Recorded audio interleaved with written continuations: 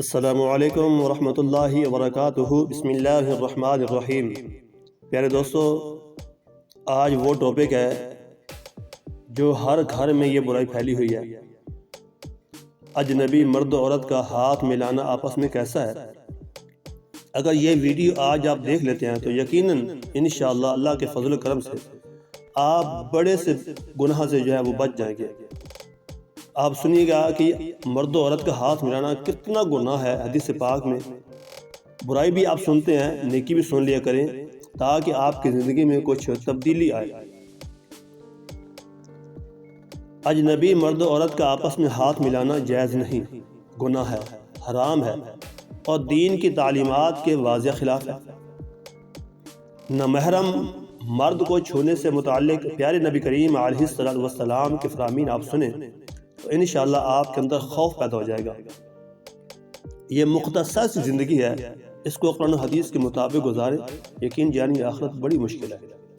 پیارے نبی کریم علیہ السلام نے فرمایا، تم میں سے کسی کے سر میں لوہے کا بڑا سوج چبھو دیا جائے یا اس سے بھی زیادہ، فرماتا ہے کہ بہتر یہ ہے کہ وہ سوج چبھونا آپ کے سر میں بہتر ہے، اتنی بڑی تکلیف لینا آپ کے لیے بہتر ہے وہ نامحرم خاتون کو چھوے، یعنی کہ خاتون کو چھونا اتنی بڑی تکلیف سہنا جائے وہ بہتر ہے۔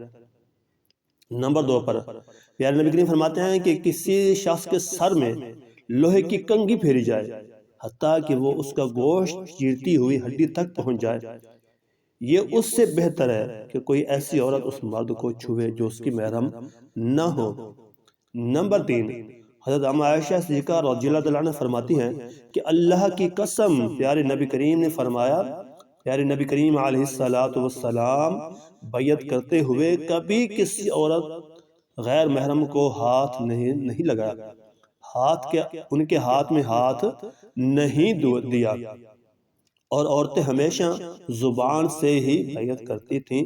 آج کل ہمارے پیروں نے کیا کیا، اکثر لوگ پیر عورتوں کے ہاتھ پکڑ کے بیٹھے ہوتے ہیں، نعوذ باللہ۔ نمبر 4 پر ہے پیارے نبی کریم علیہ السلام فرماتے ہیں کہ جوان لڑکے سے مصافحہ کرتے ہوئے جس کسی نے عورت کی ہتھیلی کو چھوا حالانکہ اس کے لیے اس عورت کی ہتھیلی چھونے کا کوئی جواز نہ تھا تو قیامت کے دن اس کی ہتھیلی پر انگارہ یعنی کہ آگ رکھا جائے گا، اتنے بڑے انگارے رکھے جائیں گے، تو سوچئے کتنی بڑی تکلیف ہوگی قیامت کے دن۔ علماء کرام فرماتے ہیں کہ یہ وعید اس صورت میں ہے، اس کی 2 صورتیں بھی ہیں نا، یعنی کہ کسی عورت کو چھونا۔ نمبر 1 ایسی عورت کو چھونا جو بوڑھی ہے، جس کو چھوتے ہوئے انسان کو شہوت نہیں آئے گی، یا ایسی بچی کو، چھوٹی بچی سے انسان پیار کرتا ہے جس سے ان کا چھونے سے انسان کے اندر شہوت وغیرہ نہیں آتی، تو یہ جائز ہے۔ اور ایسی لڑکی کو جس کو فوراً چھونے سے انسان کے شہوت جب وہ آنا شروع ہو جائے تو یہ آپ کے لیے جائز نہیں ہے۔ لیکن پھر زمانہ احتیاط زیادہ بہتر ہے کہ کسی اجنبی عورت سے ہاتھ ملانے سے بچا جائے۔ واللہ ورسولہ اعلم، صلی اللہ علیہ وسلم۔ اللہ پاک ہمیں دین کی محبت نصیب عطا فرمائے۔